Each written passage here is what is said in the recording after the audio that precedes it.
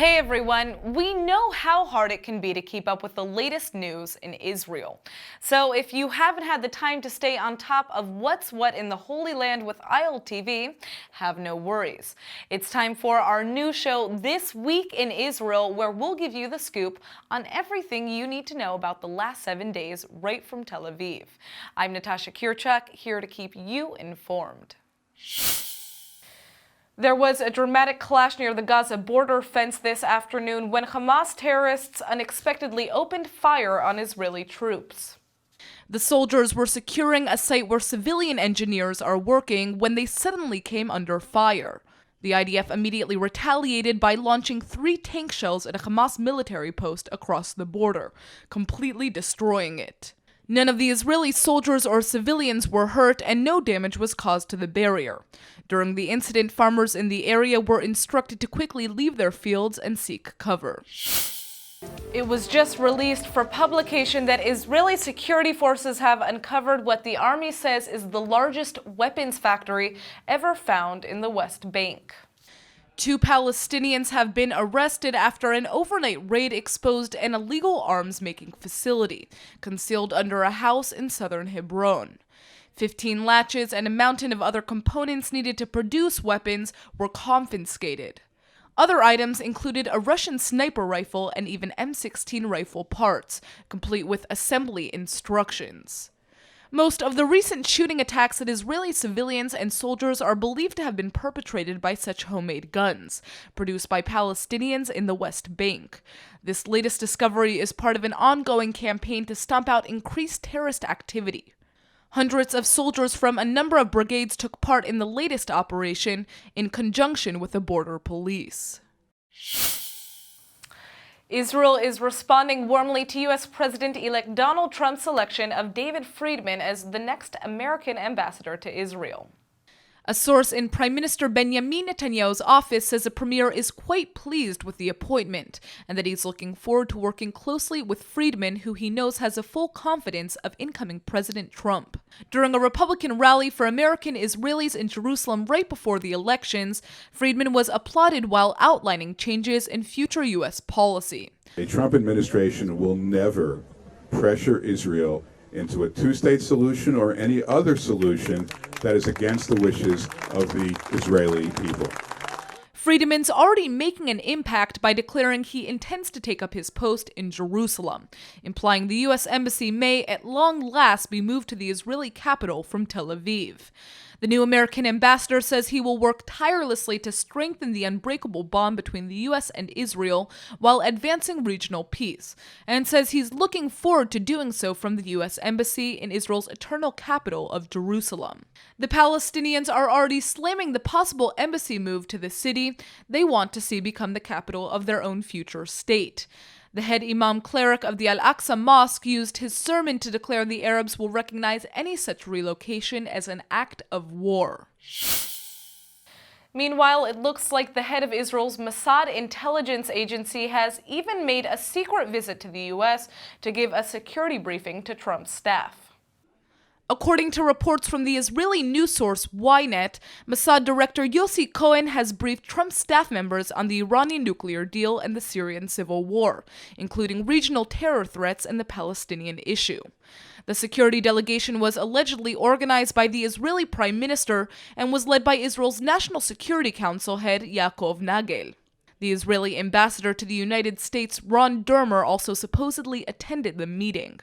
It now looks like the concept of a peace conference to jumpstart the Israeli-Palestinian peace process may not be far off, because Israeli officials also reportedly discussed hopes for a regional forum to be held in Egypt. We opened with some tragic news. Authorities in Germany have finally been able to confirm that the 60-year-old Israeli woman who's been missing since a Christmas market massacre in Berlin was killed in the attack. It was announced this morning that the body of Dalia Eliakim has been identified as one of the 12 people who died after being hit by a truck crashing through crowds at the outdoor venue 4 days ago. Her family has been informed and arrangements are being made to return her remains to Israel for burial. Eliakim had been visiting the German capital with her 60-year-old husband Rami, who was among 47 others who were hurt in the attack. An intense manhunt is underway across Europe to capture the prime suspect, a 24-year-old rejected Tunisian asylum seeker named Anis Amri, who had already been flagged as a potentially dangerous Islamist jihadist. Israeli President Reuven Rivlin says he received the news of Eliakim's death with great sadness and offers his condolences to her family and best wishes for her husband's recovery. He's also pledging that the battle against murderous terrorism will be relentlessly battled by a united global front. Israeli Prime Minister Benjamin Netanyahu is condemning the apparent terror attack in Berlin, Germany, and appealing for the international community to stand together as the Islamic State claims responsibility for the incident. Just 2 days ago, a truck deliberately smashed into crowds of people at a Christmas market in Berlin, killing 12 and injuring 50. One of the wounded is an Israeli whose wife is currently missing. The Israeli leader is now offering the Jewish state's condolences to the German people and the families of those killed in the violence. ישראל מגנה מה שנראה כהתקפת טרור בגרמניה. אנחנו שולחים תנחומים למשפחות ההרוגים, כמובן לממשלת גרמניה, וגם החלמה מהירה לפצועים שכוללים אזרח ישראלי. ההתקפה הזאת מצטרפת להתקפות נפשעות. הטרור פורץ בכל מקום. אפשר להילחם בו רק על ידי כך שנלחמים בו, ואנחנו נביס אותו. אבל נביס אותו הרבה יותר מהר, עם כל האומות החופשיות והמותקפות יתאחדו כדי להביס את הטרור.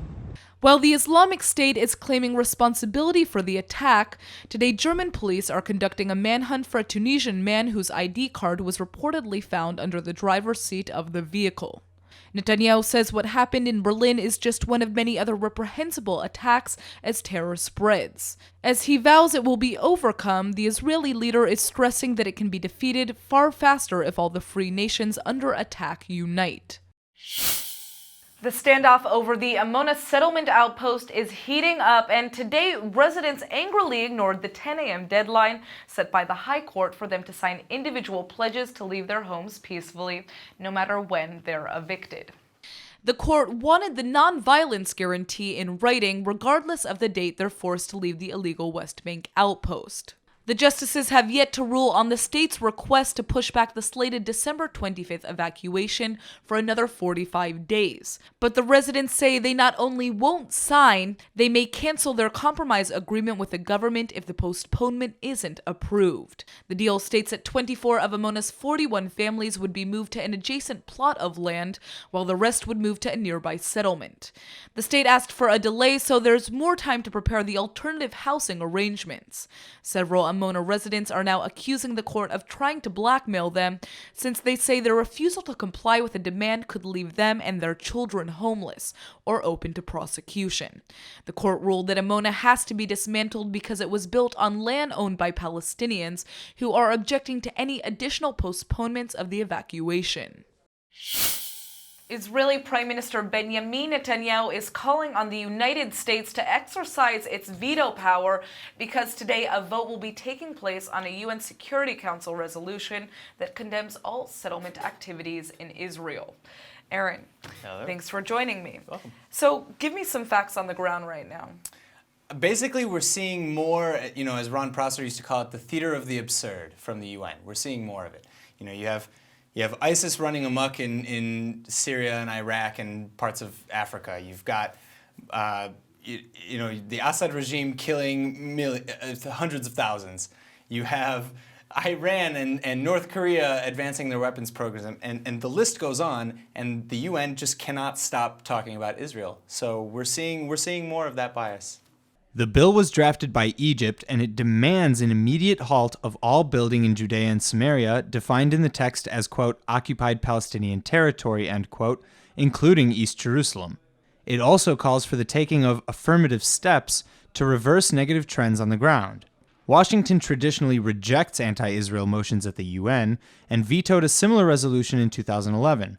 But this time, the Obama White House is declining to comment on its intended response. Israeli Prime Minister Netanyahu just released a public message on Twitter urging the U.S. to veto the resolution. Israeli UN Ambassador Danny Danon is slamming the measure as the epitome of absurdity and UN hypocrisy for censoring the only democracy in the Middle East while thousands are being massacred in Syria.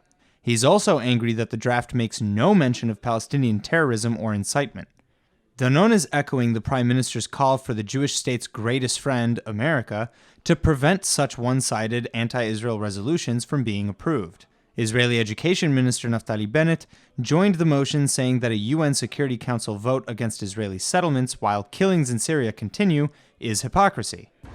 Whoever today supports a UN Security Council resolution against Israel is in effect raising his hand for the bad guys, for the terrorists, for the forces of evil. Whoever raises his hand against Israel today is supporting terrorists in Brussels, in Paris, in Orlando, in London, and yes, in Manhattan. We expect the decent free world to support the world's #1 fighter against radical terror, Israel, not to fight us, to support us. We open with some breaking news. Former Israeli President Moshe Katsav has been released from prison after serving 5 years for rape. The disgraced leader was supposed to serve 7 years in jail but appealed several times for early release. His initial attempts were rejected because of his failure to show remorse for his actions. But now the parole board claims that he has expressed regret. Last week, the former leader allegedly admitted that he had behaved inappropriately towards the women that accused him of sexual assault, and he even broke down in tears. Suffice it to say, his victims don't believe tears are enough to allow for his release after serving in prison for 2 counts of rape. The state prosecution says it will not appeal the decision to release Katsav, and it's unlikely that the Supreme Court will have success in appealing the move. Prison officers claim Katsav behaved impeccably in prison, and now that he's been released, the former leader must continue to check in with a parole officer and attend a rehabilitation program and therapy. He's also forbidden from speaking to the media.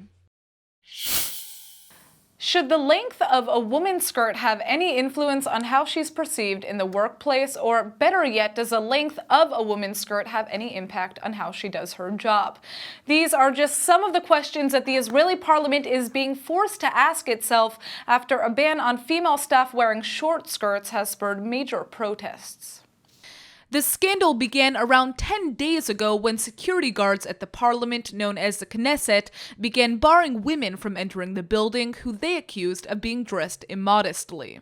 Shaked Chasson, an advisor to Zionist Union lawmaker Merav Michaeli, was turned away at the door for wearing a mid-thigh length dress and leggings after being examined by 5 guards.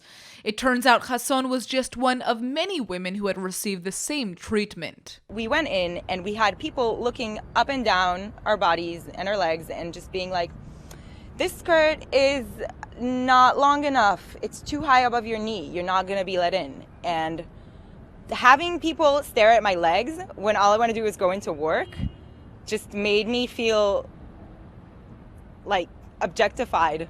And I don't think that that's what I'm supposed to be dealing with when I'm going to work in the morning in the Parliament of Israel. Informal dress has long been the fashion in the Knesset, and parliament rules have never specified a skirt length. Until now, that is. A special committee is now taking on the issue where both lawmakers and aides will determine what kind of dress code should be implemented at the parliament. Right now, only open-toed sandals and jeans are banned from the Knesset. התחלנו לקבל בימים האחרונים עדויות גם ממבקרות בכנסת, גם מיועצות בכנסת, שלא נותנים להם להיכנס ושהן חוות יחס משפיל בכניסה בגלל שהן באות בשמלות כמדי יום במהלך כל העבודה שלנו בכנסת. והחלטנו באופן מודע לבדוק מה קוד הלבוש בכנסת, מסתבר ששינו בלי לעדכן אותנו. באנו לכנסת כמו כל בוקר. Last week, about 30 women protested in defiance of the ban on shorter skirts, and they were even supported by a member of parliament who stripped down to his undershirt. But some lawmakers say the controversy is out of place in the legislature. הדברים באמת הידרדרו פה בנושא הזה מעבר לכל פרופורציה. צריך לבוא לכנסת בצורה מכובדת. לא צריך לבוא עם כפכפים או עם גופיות וכדומה. זה אני מקבל.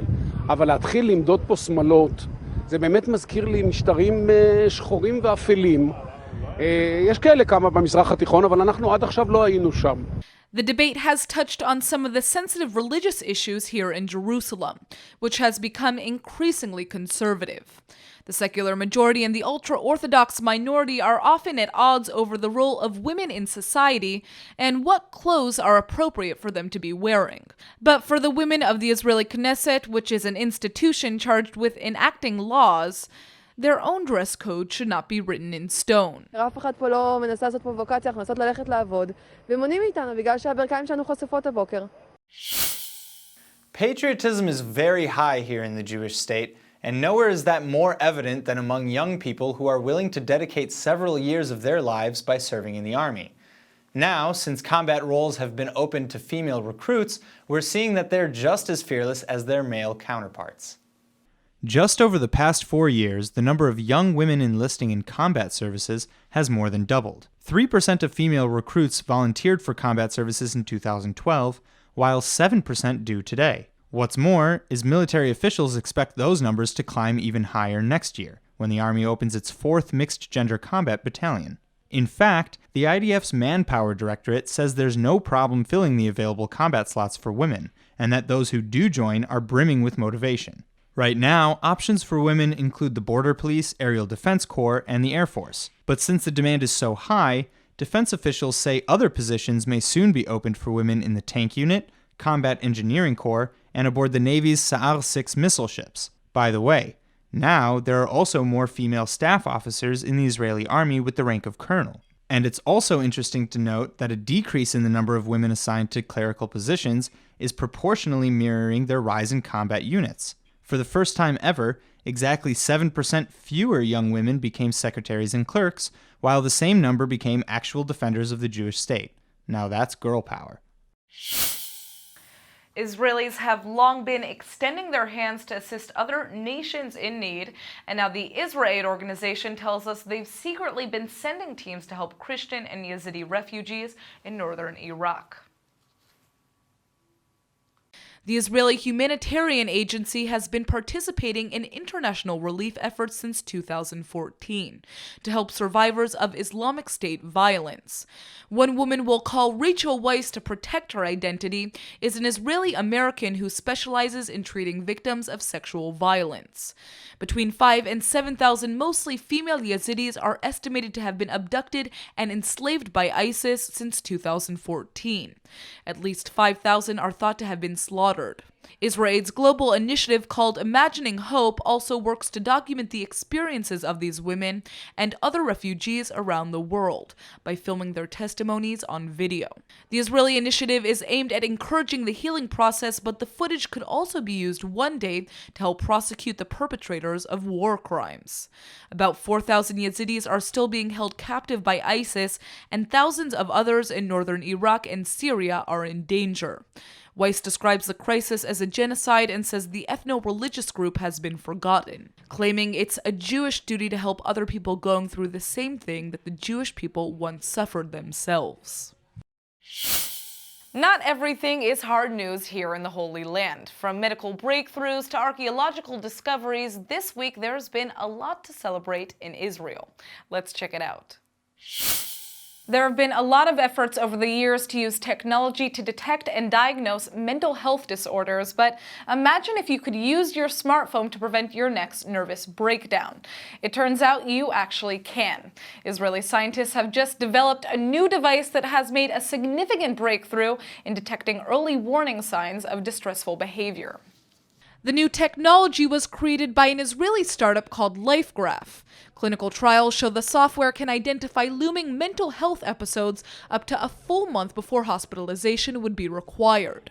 That means there's time for a medical intervention that could offset the need for institutionalized care many patients find to be devastating disruptions of their lives. After the app is downloaded, it continually tracks people's movements. Wide-ranging data is collected, such as the distance they travel, the pitch of their voices, how many hours they sleep, and more. The program's algorithms then adjust to each user so alerts can be sent to physicians if there's any unusual behavior. Mental health disorders are the third most common cause of hospitalization for Americans, between the ages of 18 to 44.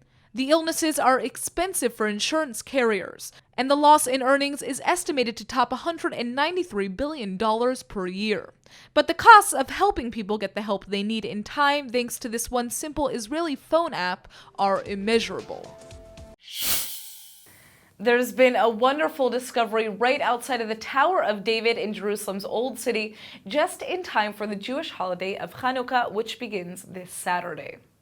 A bronze penny turned up during minor restoration on a part of the Hasmonean-era wall running through the citadel's courtyard. The dreaded face of the Antiochus Epiphanes is inscribed on one side.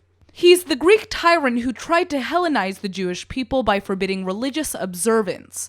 Although they were greatly outnumbered, a group of Jews led by the family of Judah Maccabee fought for their freedom to worship, and ultimately emerged victorious over the mighty Greek military. The lighting of a menorah on Hanukkah commemorates the triumphant rededication of the Second Holy Temple in Jerusalem, which is why the holiday is known as a festival of lights. The newly discovered coin dates back to sometime during the time Antiochus reigned, between 172 and 168 before the Common Era. One archaeologist even speculates it may have been part of the salaries paid to the ancient troops trying to suppress the Maccabee revolt. The other side of the coin is always better, as you know, and on this we see the image of a goddess holding something that looks like a torch. Palestinian officials in Bethlehem are boasting that this Christmas the biblical city can once again say there's no room at the inn. There's been a surge in pilgrims and tourists flocking to the town of Jesus' birth as relative calm prevails in the West Bank this holiday season. Well, this year we had an increase in number of visitors coming to Palestine in general and to Bethlehem in specific. The increase, now the tourists who visited Bethlehem and Palestine were about 2.3 million. The first quarter of the year was not a good season for the tourism sector in Palestine, but then afterwards we witnessed an increase and continuous increase in number of visitors and overnight stays in Bethlehem. The last quarter was really booming. We received many tourists from all over the world. Tourism is a major source of revenue for the Palestinian economy and provides livelihoods for about 5,000 families in Bethlehem, which has about 5,000 rooms in 46 hotels. The owner of one lodge says conflicts in neighboring countries are playing a role in the increase of visitors to his city. احنا في بيت لحم عندنا 46 فندق حوالي 5000 غرفة فندقية ب 10000 سرير والأمور في تحسن في نسبة الإشغال في الفنادق الفلسطينية وهذا راجع للأمن والاستقرار الموجود في البلد وراحة الزبون وعدم وجودنا على الأخبار العالمية كعنوان في عنده مشاكل مش إحنا في دول حوالينا عندها مشاكل مش إحنا هذا زاد نسبة الطلب على الأراضي المقدسة والحجوزات السنة القادمة عمالة بتكثر بسرعة وإن شاء الله خير ببشر بالخير والكريسماس الجاي ب 23 24 25 12 الغرف ملاني كلها الفندقية اللي عندنا في بيت لحم. Israeli-Palestinian violence has driven tourists away in the past, especially during the 2000 to 2005 Palestinian uprising. But the security situation is far more relaxed now. The main attraction in Bethlehem, of course, is the 4th century Church of the Nativity. It was built over a grotto that Christian tradition identifies as the actual site of Jesus' birth. Another popular spot is the Christmas tree in Manger Square, where choirs sing carols all throughout the holiday. Many of the pilgrims' itineraries include all of the highlights of Jesus' upbringing in the Holy Land, including his boyhood town of Nazareth in the Galilee, which is now the largest Arab city in Israel. Very nice place, very historical, and we came to see everything: Jerusalem, Nazareth, Bethlehem, and it's very beautiful, very historical.